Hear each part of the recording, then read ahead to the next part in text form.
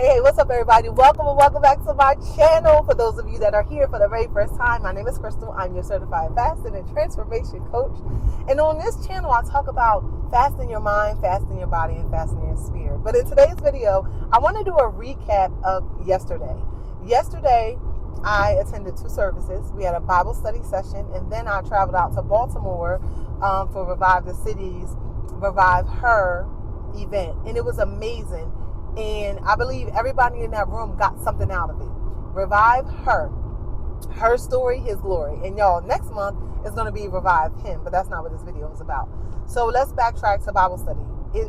The title or the topic was the struggle within. There's so many people that are struggling internally, especially believers. Those that believe in Christ and believe that God is who He is. He's a God that sit high, look low, reign, all the power, all the things, right? But we are so good at internalizing things. And I think that the way that things have been set up in the past with the churches, people are afraid to open up their mouths for fear of being talked about or being talked down to or being shunned. And this is why for any community that I'm a part of or have created, like Fasting for Her, I like to create a space where women could come, people in general, but for Fasting for Her is for women, where you could come, you could be vulnerable, you can share, and we're just going to work on building you up, not constantly bringing up what you did and how you shouldn't have did this and but there's so many people that we have these thoughts of, oh my gosh, I don't want to be seen, because if I'm seen and if they know this, then they're going to talk about that. First of all, there's only one heaven and hell, and God has power over all of that.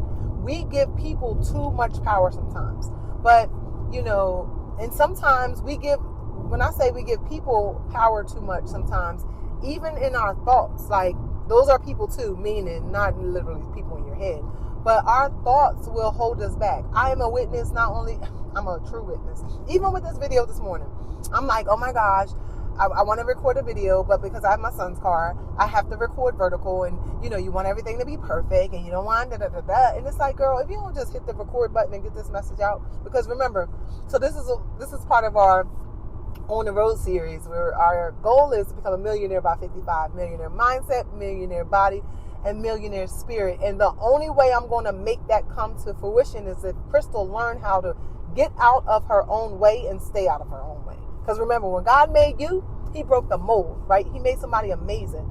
That sounds good, but do you believe it? You have to show you believe it through your actions. The message is for me first, right? So learning to exercise my faith on a whole nother level.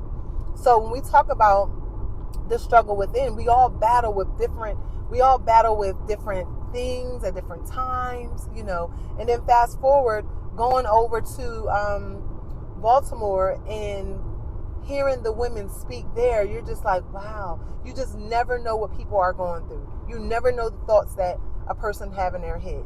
And we see it all the time on the news, on social media, a perfectly person or someone that we deem to be perfect, to have the life and feeling amazing, and you have the family, whatever the situation is, right?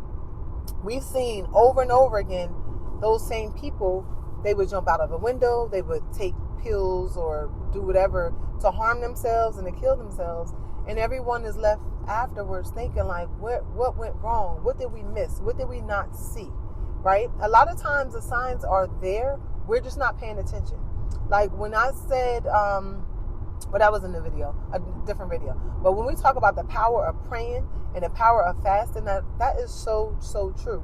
But it should start with us. It really should start with us.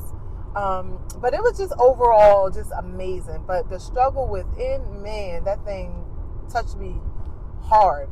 And then hearing the women, like being not saying that men wouldn't experience the same, but being a female, being a mother, had given birth to kids, or even if it's just one child, and having somebody take your child's life, like I can reason with a person, I could pray for a person, I could try my level best to feel what they're feeling, but baby, it's different when you are going through the fire yourself. It's different when you go through that fire and you have to show up in faith, and you have to show up, powerful. And, so just hearing their stories, and my heart was just, oof, like just, oof. I like I said, I can't even imagine. I got 4. I can't imagine getting not one phone call to no scene or to any hospital to arrive and to find out that your child has taken his last breath. That's just not, like, I don't know how I would get over it. I believe that, when we say with God, like, that is not even a choice. That is not even a whatever. That's the only way, okay? That is the only way. And we all grieve different, but I just wanted to share that. I thought that was amazing. I don't have any scriptures for y'all this morning, but I just wanted to share, the struggle within. And it's okay, but I think we all need to have somebody to talk to, somebody that we trust. Some days that talk is going to be to God. Like, I'll get in this car and I'll just, like, I'm talking to you now, and I'm just like, Lord, like, I would, take away whatever I'm dealing with, whatever pain, whatever, because He has the power to do so. But sometimes we need a natural person to talk to.